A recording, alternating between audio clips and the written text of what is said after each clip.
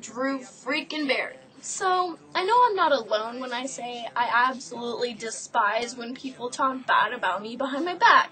And even more so, when people do it right to my face. Except, they're smug enough to do it in another language. Like, when I was younger, we lived in these apartments, and this Russian family moves in with like 12 kids or whatever. Don't get me wrong, really.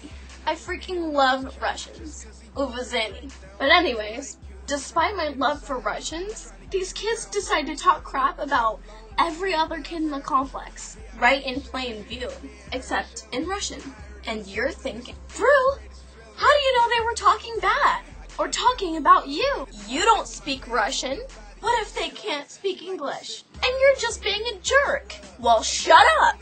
Because you can tell. Because they'd be standing there speaking American and whatnot. Then someone would walk in the room and they'd go,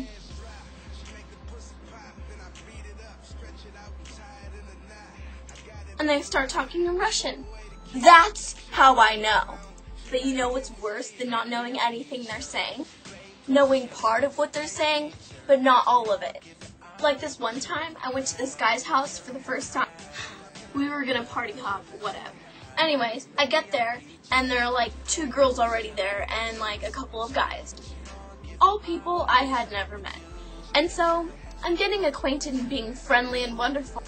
And all of a sudden, I noticed the chick. And they're doing sign language, which at the time everyone thought was pretty awesome. Except I could kind of tell they were saying something about me because they kept looking over and trying to hide their signs. But I ignored it and I had a fun time that night. Now, I've always loved sign language, but I never really had a reason to learn it. But anyways, a few weeks later, I decided to learn a new skill, and I'm like, why not sign language? So I learned some of the basics. And I come to a sign that I recognized one of the girls used while she was looking right at me. The word was jacket. And I'm like, oh snap. What about my jacket? What were they saying?